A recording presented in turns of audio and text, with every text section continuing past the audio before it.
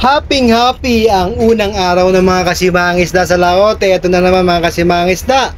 Marami na agad nahuli ang ating kasimangisda dito sa Pacific Ocean. Sa Papua New Guinea mga kasimangisda, wala po kami sa Pilipinas. Sa bago lang po sa aking Facebook page saka sa YouTube channel. Ito po, sa Pacific Ocean po kami namamalakaya. Wala po kami sa Pilipinas.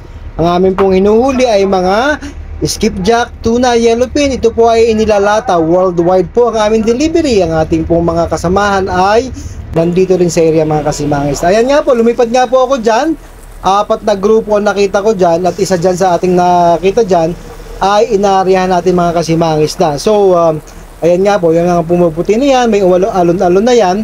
Yan po yung mga grupo ng isda natin nakita kanina sa ating paglipad. So, ayan po, namumuti na yan, alon-alon. Yan po, mga most probably nasa 50 to 60 tons po ang ganyang klase.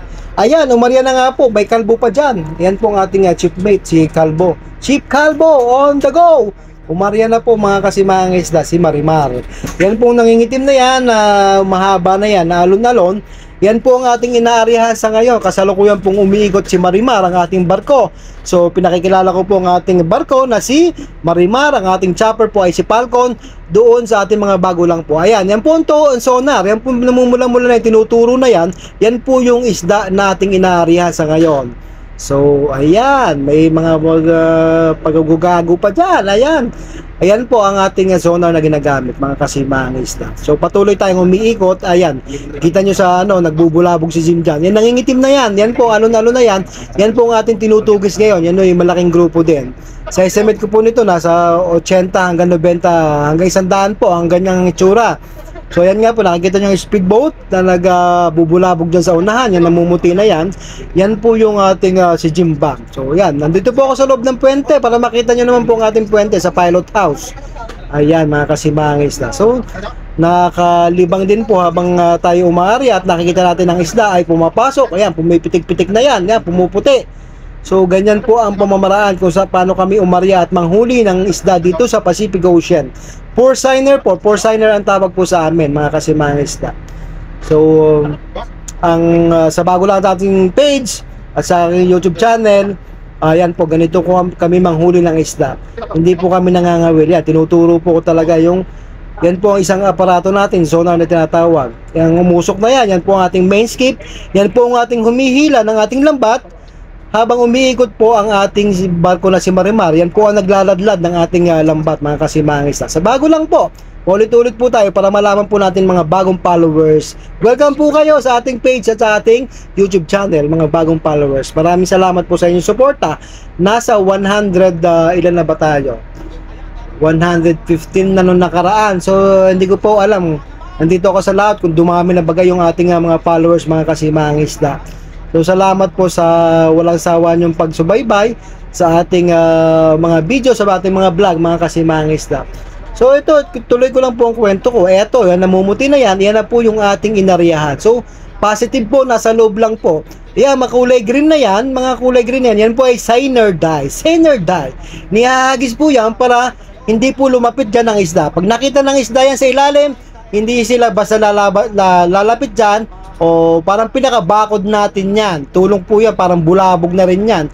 Nagbubulabog ang ating mga baboy-baboy, itong speedboat, at saka itong ating dalawang pass skip. Yan, mga kasimahang isda. Yan, kulay green na yan. Mahal din po yan. Binibili po yan sa US.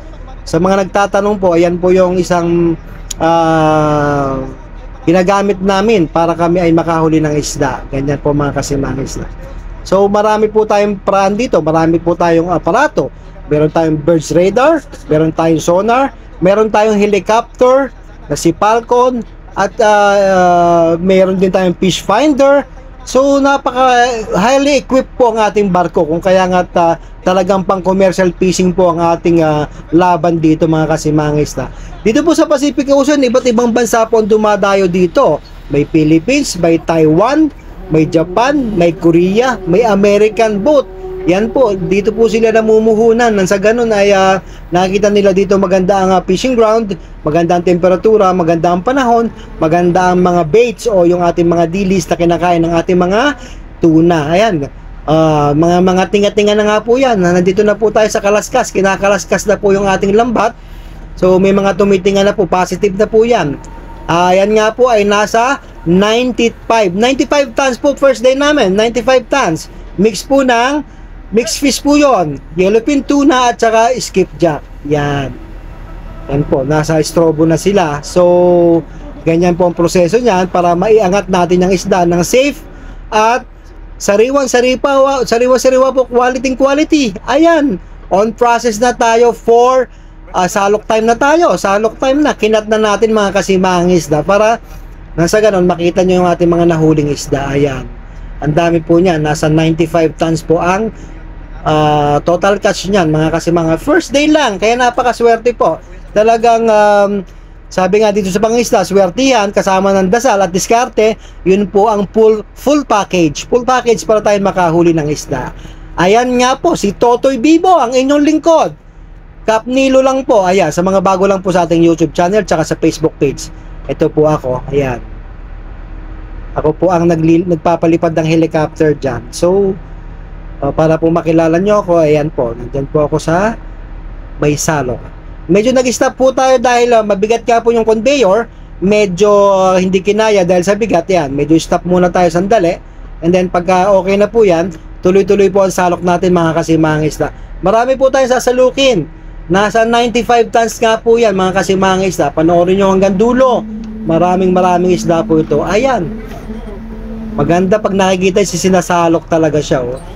Pag punong-puno po yan, inaabot po yan ng 5 tons. Pagka mga ganyan po, 3.5 tons lang siguro yan, no? Mga ganon. Estimate lang po yung mga kasimahang isda. Kaya may mga konting buhay pa.